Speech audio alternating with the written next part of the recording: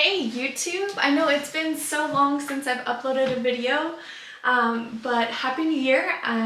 With a new year comes a new budget, so I wanted to go ahead and provide you guys with the 2022 budget, round of all different types. So this video will be a budget for bi-weekly income, meaning you get paid every other week, and then also for a couple. So it will be for two people, and both people are getting paid every other week, also known as bi-weekly. Now, before we jump into the video, I do want to let everybody know I am now licensed in the state of California. So if you're looking for a mortgage, or if you know anybody that's looking for a mortgage, or even if you just want to see how much you can afford here in California, I am your girl. So go down to the link in the description below, or you can just type www.loandepot with a T at the end .com/SIrvin. You can also find me on Instagram at @sirvin_California. Yes, I'm serving all of California, so feel free to reach out to me again if you have any mortgage needs. I can go ahead and walk you through all the steps, figure out how much you can afford, how much your monthly payment might be, and if you can't afford now, I can tell you the steps that you might be able to take in order to be able to afford something here in California. Now, if you do fill out an application, please go ahead and send me just an Instagram message just to let me know that you filled out an application. That way I know and I can go ahead and jump into it and try to do the calculations for you. Now, without further ado, because I know time is valuable, let's go ahead and jump into this budget so we can get you on track and get you a house this year.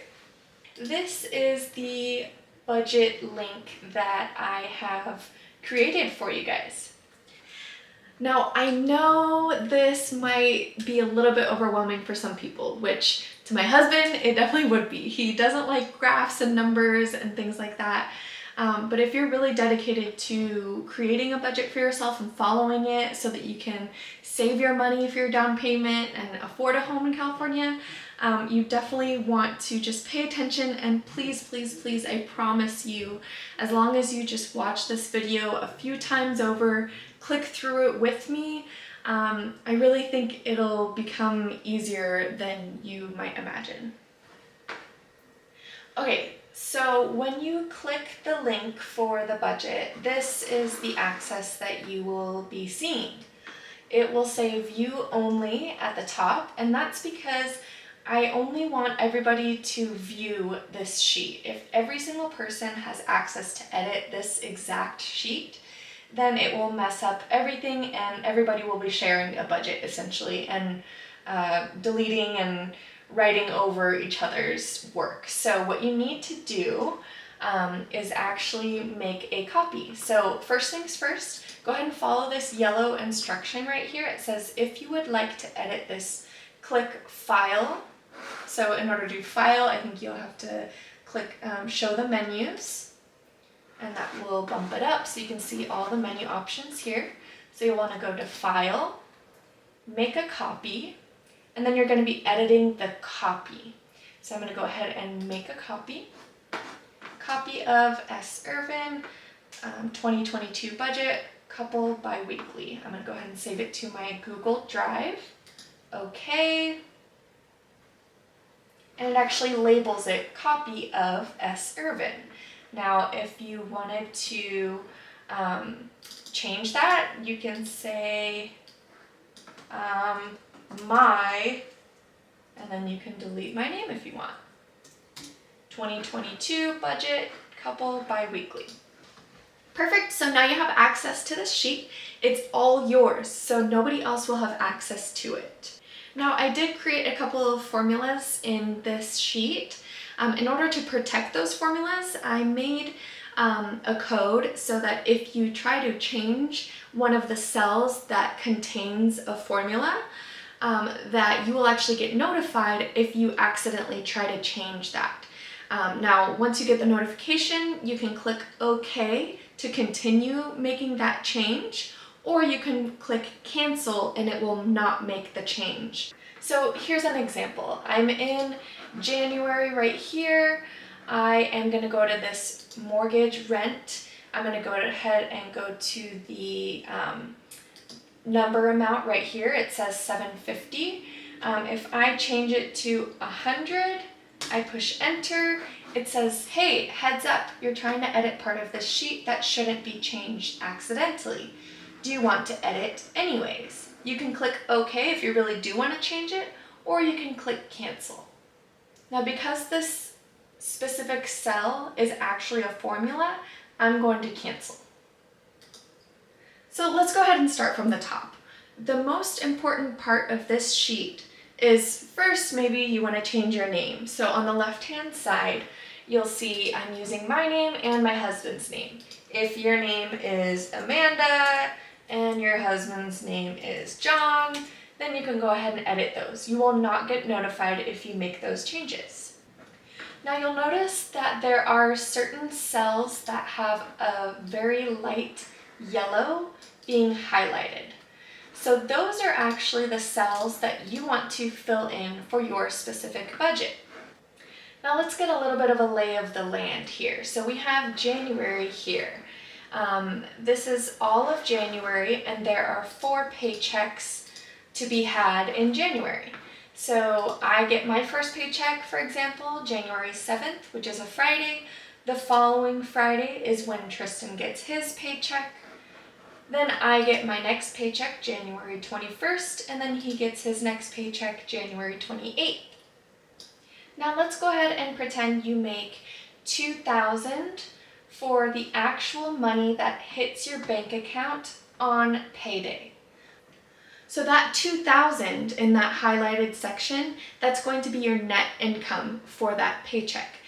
Your gross income is the biggest chunk, and then your net is after taxes and maybe your 401k and maybe your health plan and other things like that.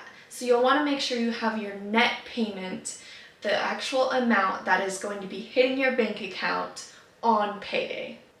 So the very first thing that you'll want to do is plug in how much your rent is, how much if you have an HOA, your electricity, your gas, water, internet, phone, if you have a car, your car insurance, your streaming services, and I've added some areas for 3 extra bills. Now you'll notice that this first section here, they are all going to Steph's bills account. That's just where I have each of these bills being charged to. Now if we go to Tristan's bills, you'll see we've got car number 2. We've got his additional phone bill for having a little bit nicer of a phone, having a student loan, Adobe Photoshop, Adobe Premiere, Smile Direct Club, and then I've added a few extra bills just in case you have some of those bills that you need to fill in. Okay, perfect. So if you want to go ahead and pause this video right now, go in and go through all of your bills accounts, check and see how much every single bill is, and fill it in that yellow cell. Awesome, so one of your hardest parts is over. Just figuring out every single bill is really, really important, and it's the very first step in the budget. The way I have this set up is to take a quarter of every single bill and charge it to that paycheck. You have 4 paychecks every single month, paycheck 1, paycheck 2, paycheck 3, paycheck 4. They all take care of these bills here. So for an example here, for the electric bill, your monthly electric bill, let's pretend it's $50, and you have 4 paychecks to pay for it. So if you go to Steph's first paycheck, you're going to click on the cell, and you'll notice that it is taking this cell for the amount of the bill for the month and dividing it by 4 paychecks. And that leaves you with $13 toward your electric bill for this paycheck. Now, if you go to the mortgage/rent bill, this is the only bill that I'm using actually a percentage rather than dividing by 4. And the reason for that is I know that not every single person's budget will allow for everyone to pay the exact same amount. So if maybe Steph earns a little bit less than Tristan on her paycheck, maybe she needs to pay 20% every paycheck, and then Tristan pays 30%, which equals 50% total for their first 2 paychecks. Now, if that's too confusing for you, you can go ahead and do your own math and just make sure that this, and this cell add up to this monthly amount here. Okay, we're done with the bills. Let's go to the next section. So if we scroll all the way to the right, we'll see a section called transfers. So what I've done here is this cell right here is the amount that needs to be in Steph's bills account in order to pay for all of the bills for that paycheck. If your paycheck gets deposited into the same account that you're having your bills being charged to, you can leave that $9.95 there.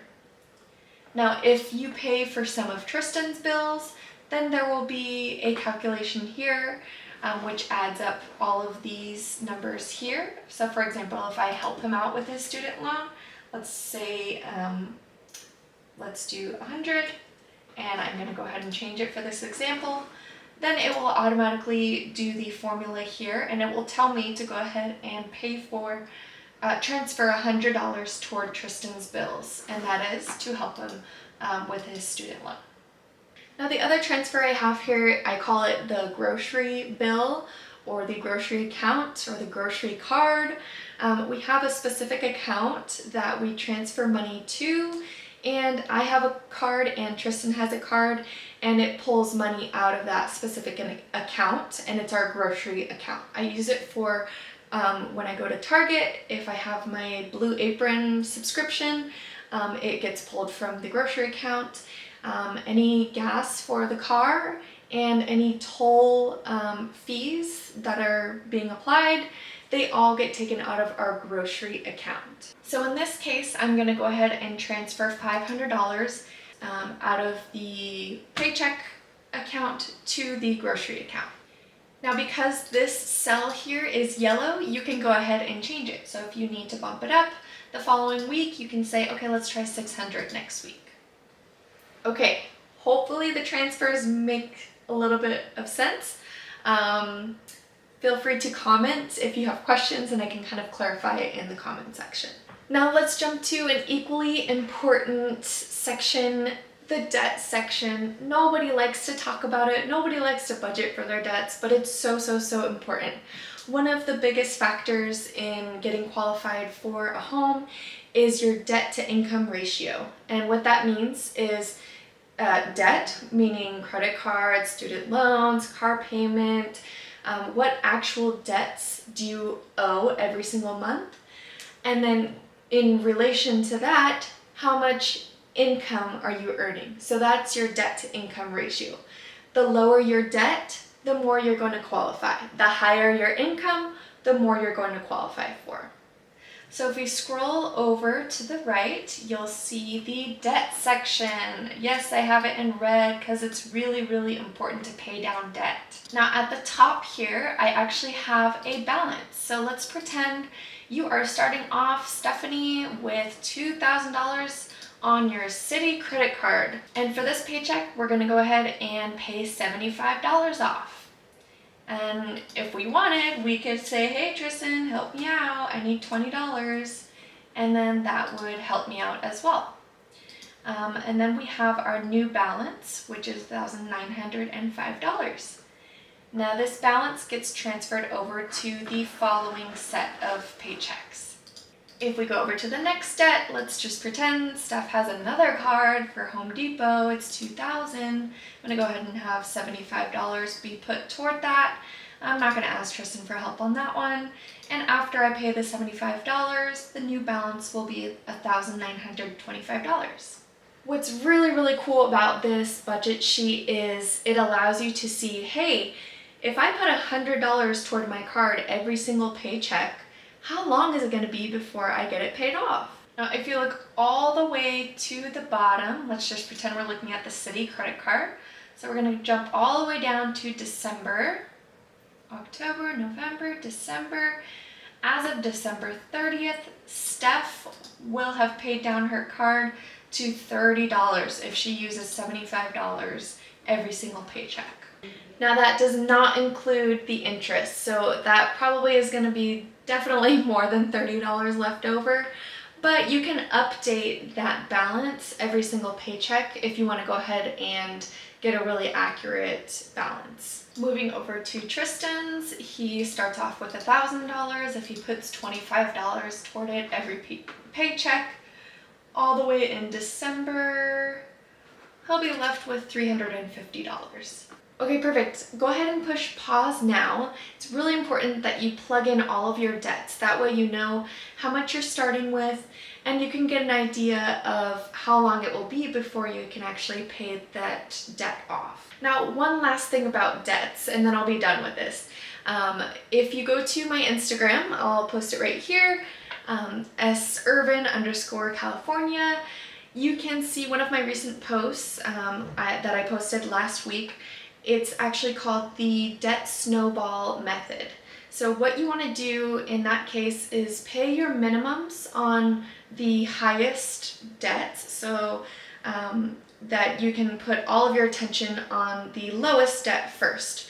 Get that lowest debt paid off, and then you can use the extra money that you have from not having that debt and put it toward the next to lowest debt. And then really that just helps build momentum and helps you really feel like a sense of accomplishment quicker.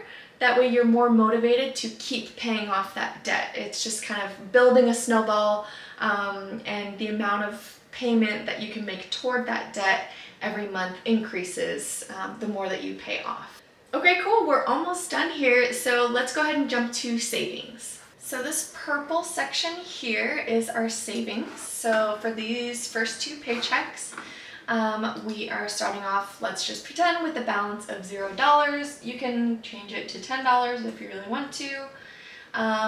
You'll notice, I'm gonna actually change it back to 0 just for the example, but you'll notice I have a couple different savings, and then we have an investment and another investment.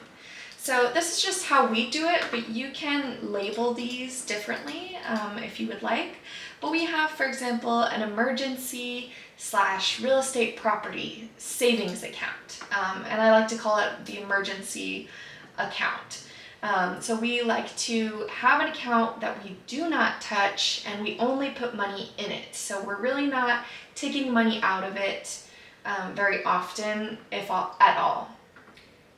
So we're pretending for the first paycheck, Steph is putting $100 toward the emergency/real estate property savings account. Tristan, for his first paycheck of the month, he's going to put $45.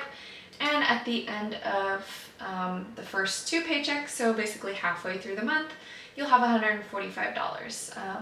Now if you do that same thing for the following paycheck, by the end of January, you'll notice the new balance will be $291. If you continue to do that throughout the entire year, you'll notice in December, you'll have $3,771. And then if you look to the right for the travel and miscellaneous savings, now of course this is assuming you don't take anything out of here, you'll end up with $5,330. Okay, just hang on. I have one more really cool aspect of this budget sheet. So if you get paid bi-weekly, for the entire year, you're not going to actually just get paid 2 times a month. There will be 2 months out of the year that actually have 3 paychecks within those months. Let me explain. So for January, we have January 7th, January 14th, January 21st, January 28th. Perfect, everybody has 2 paychecks. For February, February 4th, February 11th, February 18th, February 25th. End of the month. No extra paychecks. March, March 4th, March 11th, March 18th, March 25th. No extra paychecks. Now April, if you're getting paid on the 1st and the 8th, as well as the 15th and the 22nd, there's still another Friday in there. That's April 29th. So I went ahead and kept this blue, whoever is this blue name. If you're getting paid April 1st and the 15th, that means your extra paycheck is April 29th. I labeled it orange for you. Okay, so what's so cool about this extra paycheck? You don't have to pay your bills. The whole spreadsheet is paying your bills with only 2 paychecks per month. So that means if you get an extra paycheck twice a year, that you can put a whole bunch of extra money towards savings or toward maybe travel or investing or for fun money if you just want to buy dresses and shirts. So you'll go to the orange paycheck here, you'll scroll over, go to the bills, the yellow highlighted cell, and put a big fat 0.